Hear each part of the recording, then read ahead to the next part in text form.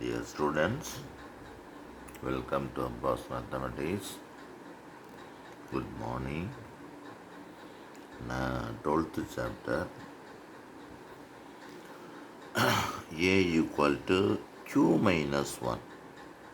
A இன் மீது star வருமாறு பின்வருமாறு வரையறுக்கப்படுகிறது. X star y equal to S plus y minus xy. Star ஆனது ஏயின் மீது அடைவு பெற்றுள்ளதா?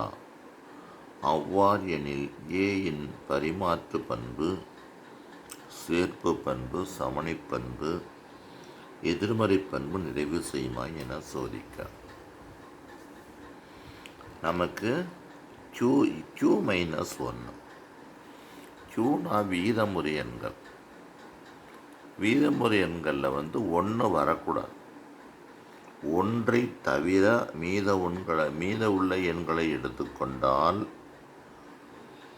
அந்த கணமானது நமக்கு அடைப்பு விதி, சேர்ப்பு விதி, சமணி விதி, எதிர்மறை விதி பரிமாற்றி நிறைவு செய்கிறதா அப்படின்னு பார்க்க சொல்லியிருக்கான். ஃபஸ்ட்டு அடைவு பண்பு. இந்த தெரியாத பையங்க கூட என்ன செஞ்சுக்கலாம், அடைப்பு பண்பு அல்லது அடைப்பு விதி தலைப்பெழுதி வச்சு அடைப்பு விதி உண்மையாகும் அப்படின்றதுனா கூட மார்க் கொடுத்துருவாங்க. 5 கொடுக்காட்டாலும் குறைச்ச மார்க் கொடுத்துருவாங்க. இப்போ x comma y belongs to A. X is not equal to 1, y is not equal to 1. நம்ம 1 இருக்கக்கூடாது.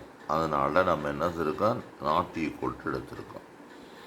அந்த 1 லெஃப்ட் சைடு கொண்டு வந்தால் X minus 1 not equal 0, y minus 1 not equal to 0. அப்படியே இங்கே வந்தோம்னா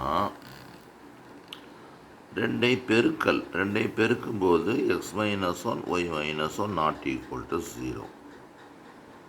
இதை அரேஞ்ச் பண்ணிக்கிறோம். இப்போ xy minus x minus y plus 1 is not equal to 0.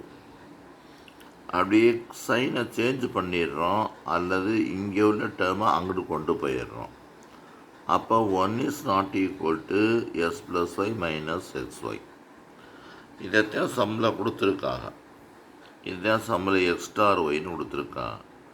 அப்போ x star y is not equal to 1. அப்போ அந்த நமக்கு வரணும். எக்ஸ் ஸ்டார் 1ன்னு வரக்கூடாது. அப்போ x star y belongs to A. Therefore star ஆனது அடைவு பண்பு பெற்றுள்ளது அல்லது closure property is true. Competitive property. பரிமாற்று பண்பு என்ன? 3 × 4 ஈக்குவல் டு 4 × 3. மாற்றியதுன்னா அவன் வேல்யூ மாறக்கூடாது.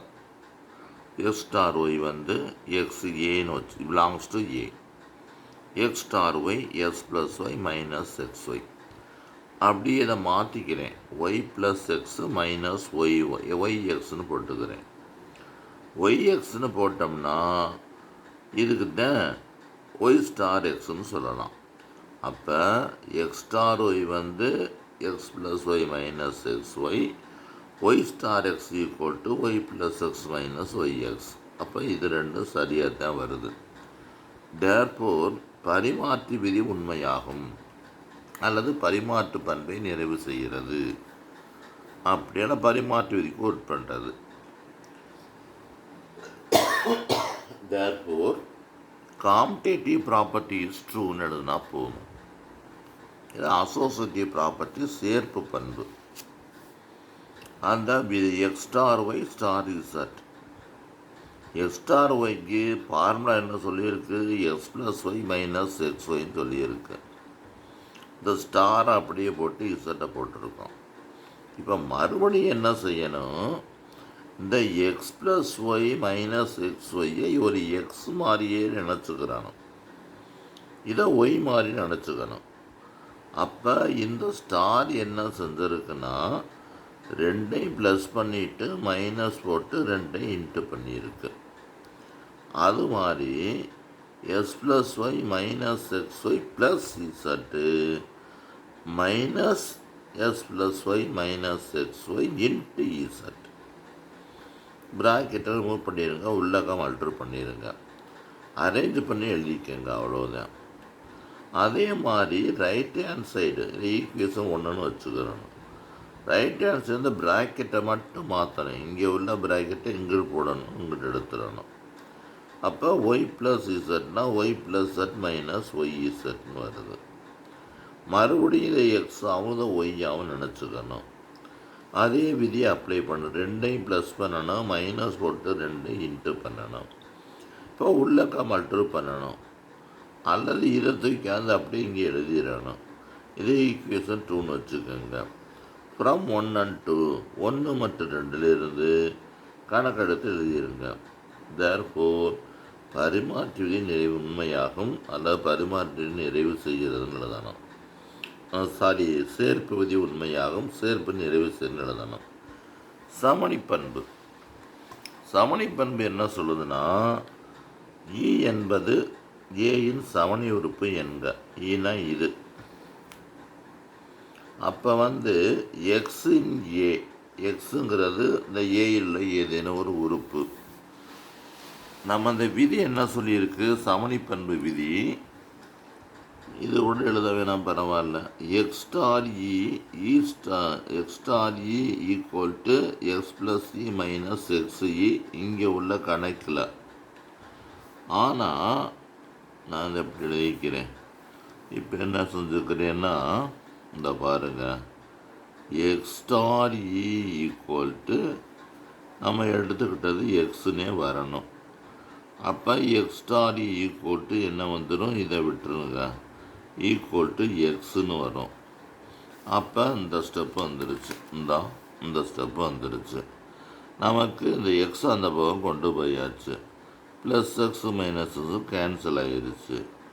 அப்புறம் e minus x equal to 0.